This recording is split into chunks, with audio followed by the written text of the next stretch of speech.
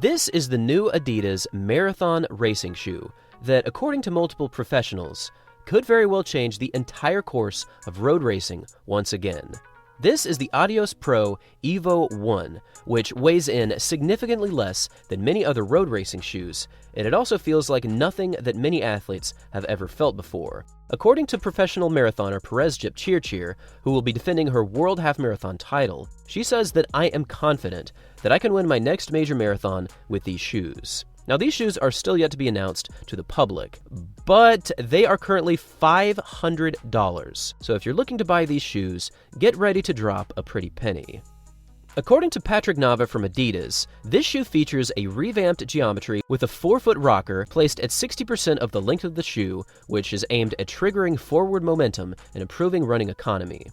Just looking at this shoe, you get an idea of what they're going for. They're certainly looking for that extreme stack height, which gives you more energy return.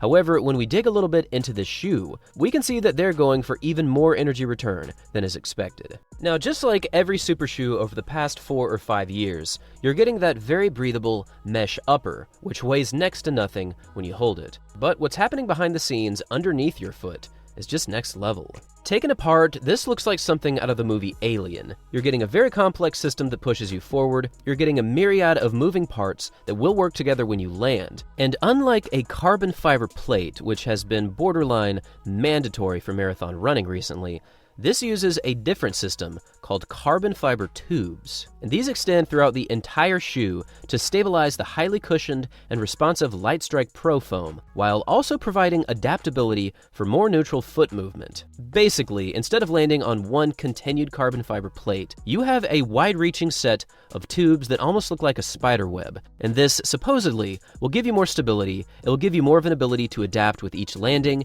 and again, it is significantly lighter than other shoes. Compared to a Nike Alphafly Next Percent, this weighs almost half of that, as the Next Percent comes in right around 210 grams.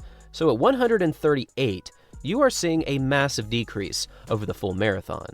Now, despite being met with a huge amount of criticism for the insane price of $500, this shoe is actually set to take flight over the next few weeks by many of the world's best runners, including Tigist Assefa from Ethiopia, who won last year's Berlin Marathon on the women's side, and she also stated that she believes that this shoe very much could make a huge impact in her world record attempt in Berlin.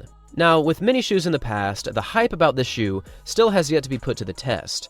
But according to the professionals and the people that actually made this shoe, there potentially could be greatness just around the corner.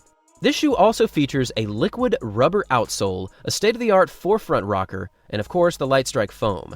Companies are still having to fall within the boundaries of world athletics, and if you might have noticed, there is a big difference between this shoe and the most recent Adidas shoe that actually fell outside the guidelines of record-breaking performances for world athletics. At the moment, the stack height availability has to be within 40 millimeters, and wouldn't you know it, the stack height of this shoe is 39 millimeters. So this is a legal shoe that athletes will be able to use for potential world record running.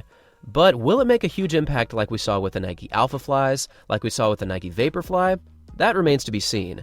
I am very excited about this shoe, and I would love to know your thoughts on this shoe as well. Thanks for watching, everyone, and as always, until next time.